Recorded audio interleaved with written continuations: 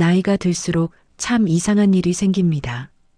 예전 같으면 그냥 웃고 넘겼을 일들이 어느 순간부터 가슴에 남기 시작하죠.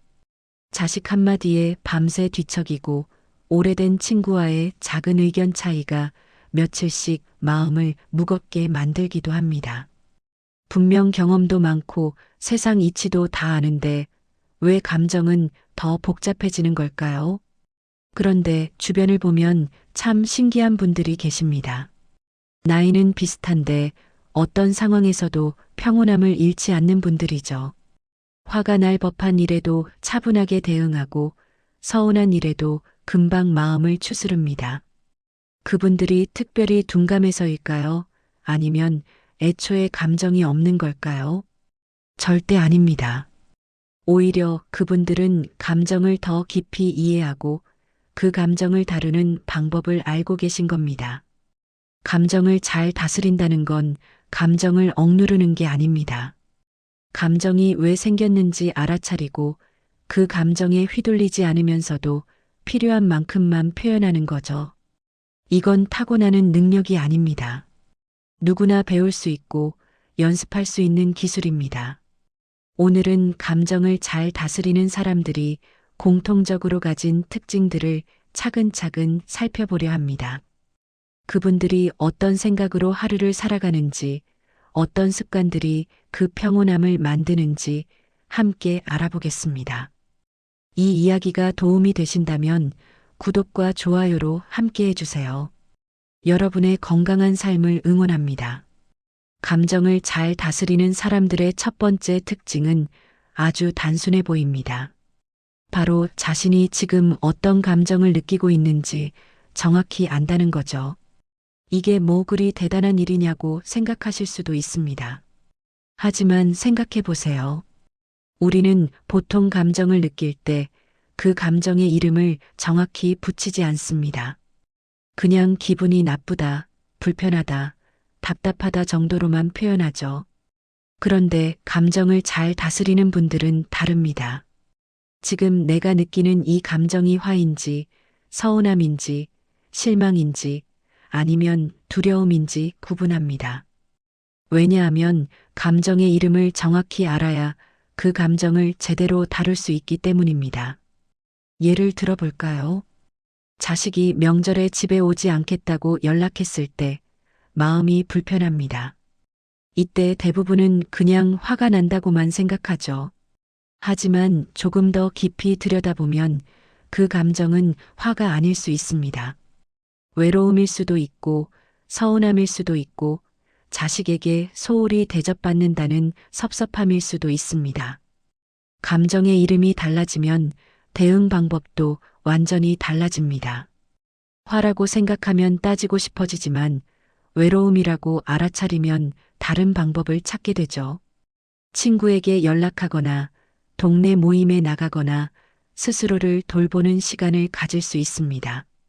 감정을 잘 다스리는 사람들은 이 과정을 자연스럽게 합니다. 아침에 일어나 몸 상태를 확인하듯이 하루 중간중간 자신의 감정 상태를 확인하죠. 지금 나는 조금 피곤한가, 누군가의 말에 상처받았나, 뭔가 불안한가 살펴봅니다. 이렇게 감정을 알아차리는 습관은 하루아침에 만들어지지 않습니다. 처음에는 감정이 이미 폭발한 뒤에야 내가 화났구나 깨닫게 되죠. 하지만 계속 연습하다 보면 점점 빨리 알아차리게 됩니다. 감정이 작을 때, 아직 불씨일 때 발견할 수 있게 되는 겁니다. 그러면 큰 불로 번지기 전에 미리 대처할 수 있습니다. 또 하나 중요한 건 이분들은 감정을 판단하지 않는다는 겁니다. 화가 났다고 해서 나는 참을성 없는 사람이야 라고 자책하지 않습니다. 외롭다고 해서 나는 의존적이야 라고 비난하지도 않죠. 그냥 지금 이 순간 내 마음속에 이런 감정이 있구나 하고 있는 그대로 인정합니다. 날씨가 덥거나 춥다고 해서 날씨를 탓하지 않는 것처럼 감정도 그저 지나가는 현상으로 바라보는 겁니다. 이런 태도가 몸에 배면 감정에 덜 휘둘리게 됩니다. 감정이 나를 지배하는 게 아니라 내가 감정을 관찰하는 사람이 되는 거죠. 실제로 많은 연구에서도 자신의 감정을 정확히 인식하는 사람들이 스트레스를 더 잘 견디고 대인관계도 더 원만하게 유지한다고 합니다. 감정을 아는 것만으로도 이미 반은 해결된 셈입니다. 지금까지 감정을 잘 다스리는 사람들이 자신의 감정을 먼저 알아차린다는 특징을 살펴봤습니다. 감정을 잘 다스리는 사람들은 감정과 적당한 거리를 두는 법을 알고 있습니다. 여기서 거리를 둔다는 건 감정을 무시하거나 억누르는 게 절대 아닙니다. 오히려 감정을 더 잘 보기 위해서 한 발짝 뒤로 물러서는 겁니다. 마치 그림을 감상할 때 너무 가까이 붙으면 전체가 안 보이는 것처럼 감정도 거리를 두고 봐야 제대로 보입니다. 이분들은 감정이 올라올 때 바로 반응하지 않습니다. 잠깐 멈추고 심호흡하고 한 템포 쉬어가죠. 예를 들어 배우자가 잔소리를 했을 때 즉각 말대꾸하는 대신 잠깐 침묵합니다. 그 짧은 시간 동안 지금 내 안에서 올라오는 이 답답함을 바라봅니다. 아, 내가 지금 무시당한다고 느끼는구나. 존중받지 못한다고 생각하는구나 알아차리죠. 그러면 감정에 휩쓸려 후회할 말을 내뱉는 대신 좀 더 차분한 표현을 선택할 수 있습니다. 이런 거리두기는 연습으로 만들어집니다. 감정이 강하게 올라올 때 마음속으로 이렇게 말해보는 겁니다. 지금 나는 화가 났다가 아니라 지금 화라는 감정이 올라오고 있구나 라고요. 미묘한 차이 같지만 이 표현의 변화가 엄청난 힘을 발휘합니다. 나는 화가 났다라고 하면 내가 곧 화가 되어버립니다. 하지만 화라는 감정이 올라오고 있구나 라고 하면 나와 감정 사이에 공간이 생깁니다. 그 공간에서 선택할 수 있는 여유가 생기는 거죠. 감정을 잘 다스리는 사람들은 또 하나의 비결을 갖고 있습니다. 바로 감정에 이름표를 붙여서 객관화하는 겁니다.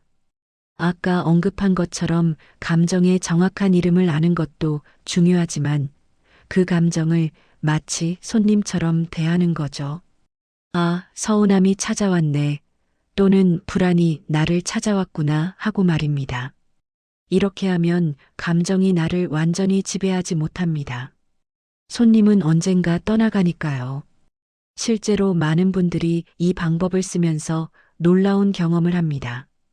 감정을 그냥 관찰만 해도 감정의 강도가 줄어든다는 걸 발견하죠. 처음에는 열 정도로 강했던 화가 한참 바라보고 있으면 어느새 5이나 셋 정도로 작아집니다.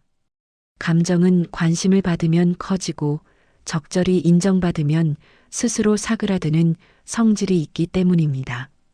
또 다른 거리두기 방법은 몸의 감각에 집중하는 겁니다. 감정이 올라올 때 우리 몸에는 반드시 신호가 옵니다. 가슴이 답답해지거나 목이 메거나 어깨에 힘이 들어가거나 주먹을 꽉 쥐게 되죠. 감정을 잘 다스리는 사람들은 이 몸의 신호를 놓치지 않습니다. 아, 지금 내 어깨에 힘이 잔뜩 들어갔네. 턱에 힘이 들어갔네 하고 알아차립니다. 그리고 의식적으로 그 부분을 풀어줍니다. 어깨를 살짝 돌리고 턱에 힘을 빼고 주먹을 펴고 깊게 숨을 쉬죠. 신기하게도 몸이 이완되면 감정도 함께 누그러집니다. 몸과 마음은 따로 떨어져 있지 않으니까요. 이런 습관들이 쌓이면 감정의 파도에 휩쓸리는 대신 파도를 타는 사람이 될 수 있습니다. 파도는 여전히 높게 칠 수 있지만 그 파도 위에서 균형을 잡는 법을 아는 거죠. 감정과 거리를 두는 건 감정을 냉정하게 대하는 게 아닙니다. 오히려 감정을 더 친절하게, 더 지혜롭게 대하는 방법입니다. 지금까지 감정과 적당한 거리를 두는 방법들을 살펴봤습니다. 감정을 잘 다스리는 사람들에게는 공통된 비밀이 하나 더 있습니다. 바로 감정이 폭발하기 전에 미리 관리한다는 겁니다. 마치 건강을 위해 매일 운동하고 영양을 챙기듯이 감정 건강도 매일매일 돌보는 거죠. 이분들은 특별한 큰일이 있을 때만 감정을 신경 쓰는 게 아닙니다. 평범한 일상 속에서 작은 습관들을 실천하며 감정의 그릇을 넓혀갑니다. 가장 기본이 되는 습관은 충분한 휴식입니다. 피곤하면 감정 조절이 어려워진다는 건 누구나 아는 사실이죠.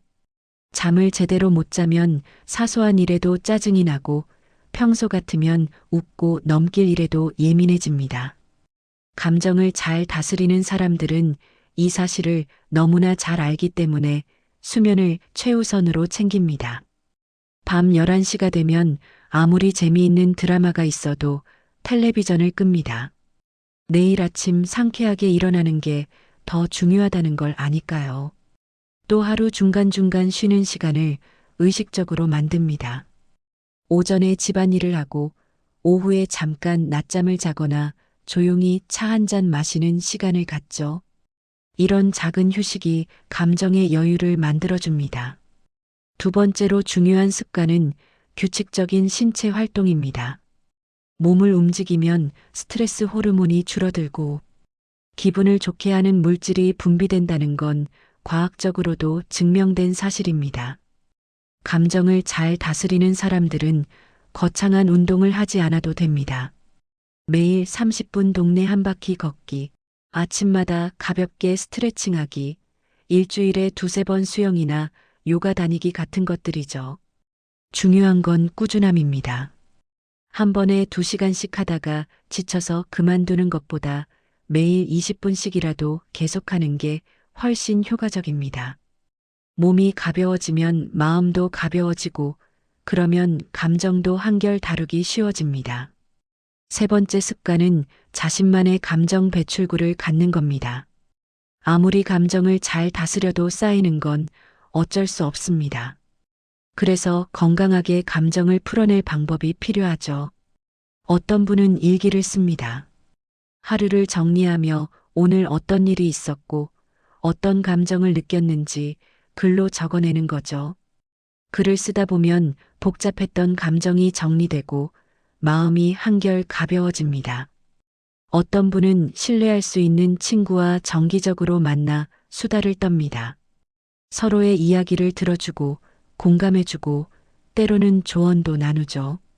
이런 시간이 감정을 해소하는 통로가 됩니다. 또 어떤 분은 취미 활동에서 위안을 찾습니다. 그림을 그리거나 노래를 부르거나 정원을 가꾸거나 악기를 연주하면서 감정을 자연스럽게 표현하죠. 창작 활동은 특히 감정을 건강하게 승화시키는 좋은 방법입니다. 네 번째는 감사 습관입니다. 감정을 잘 다스리는 사람들은 하루에 한 번씩 감사한 일을 떠올립니다. 아침에 일어나자마자 또는 잠들기 전에 오늘 고마웠던 일 3가지를 마음속으로 세어보죠. 맛있는 식사를 했다. 날씨가 좋았다. 자식한테 전화가 왔다 같은 아주 작은 것들이어도 괜찮습니다. 이런 습관이 쌓이면 부정적인 감정에 덜 휘둘리게 됩니다. 뇌가 좋은 것을 찾는데 익숙해지니까요. 5번째는 경계를 지키는 습관입니다. 감정을 잘 다스리는 사람들은 자신의 한계를 압니다. 무리하게 모든 사람을 만족시키려 하지 않고 할 수 있는 것과 할 수 없는 것을 구분하죠. 누군가 부탁을 했을 때 무조건 예라고 하지 않습니다. 내 여유를 생각해보고 정말 할 수 있을 때만 수락합니다. 안 된다고 말하는 것도 감정 관리의 중요한 부분입니다. 무리해서 하겠다고 했다가 나중에 후회하고 스트레스 받는 것보다 처음부터 솔직하게 거절하는 게 나으니까요. 이런 작은 습관들은 하나하나 대단해 보이지 않습니다. 하지만 매일 조금씩 실천하다 보면 어느새 감정의 그릇이 커져 있습니다. 예전 같으면 참기 힘들었던 일들이 이제는 그냥 지나갈 수 있게 되죠. 습관은 하루아침에 만들어지지 않습니다. 하지만 오늘 하나를 시작하면 일주일 뒤에는 익숙해지고 한 달 뒤에는 자연스러워집니다. 지금까지 감정을 미리 관리하는 일상 속 작은 습관들을 살펴봤습니다. 자신의 감정을 먼저 알아차리고 감정과 적당한 거리를 두며 건강하게 표현하고 일상 속 작은 습관으로 미리 관리하는 모습들이었죠. 이 모든 이야기를 듣고 나니 어떤 생각이 드시나요? 혹시 나는 너무 늦은 건 아닐까? 이미 평생을 이렇게 살아왔는데 지금 와서 바뀔 수 있을까 하는 걱정이 드실 수도 있습니다. 하지만 단언컨대 절대 늦지 않았습니다. 오히려 지금이 가장 좋은 시기입니다. 나이가 들수록 우리는 더 많은 경험을 쌓았고 삶의 우선순위도 분명해졌습니다.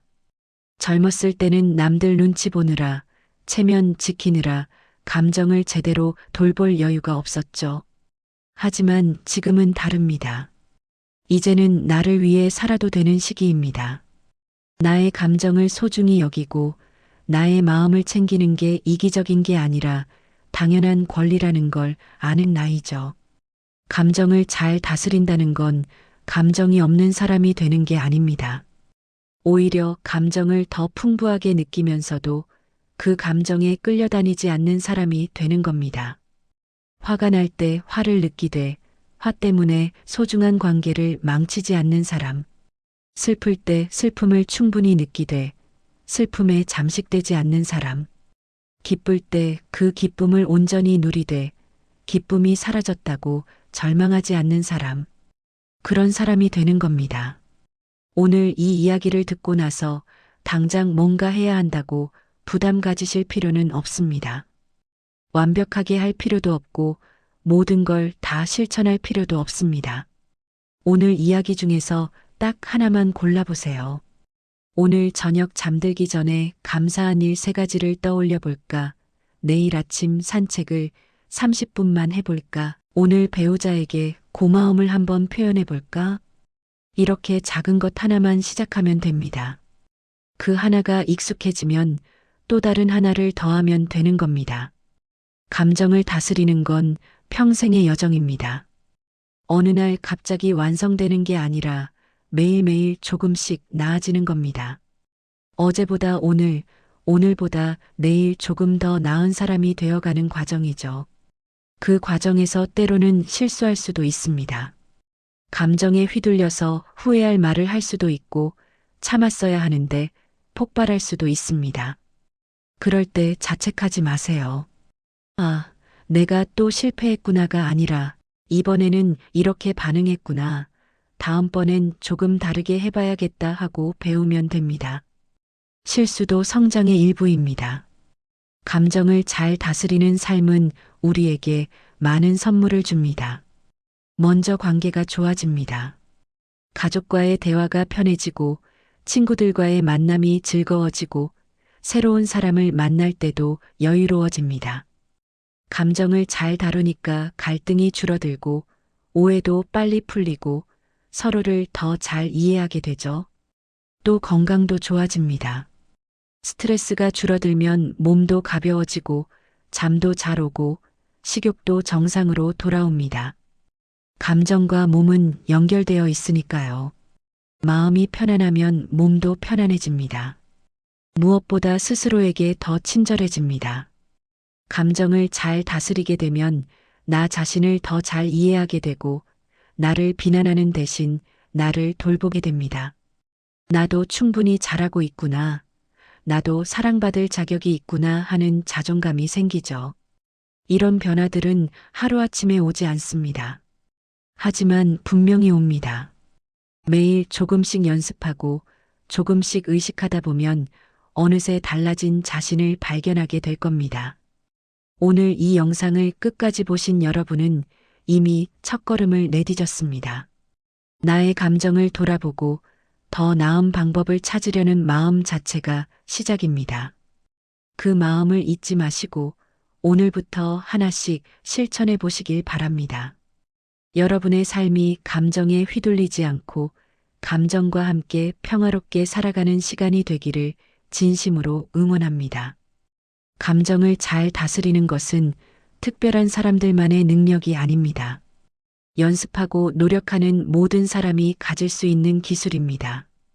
여러분도 충분히 할 수 있습니다. 오늘 하루 나의 감정에 조금 더 귀 기울이는 것부터 시작해 보세요. 그 작은 시작이 여러분의 삶을 조금씩 바꿔갈 겁니다. 긴 이야기 끝까지 함께 해주셔서 감사합니다. 다음에 또 좋은 이야기로 찾아뵙겠습니다. 건강하시고 행복하세요. 내용이 마음에 드셨다면 구독과 좋아요 부탁드립니다.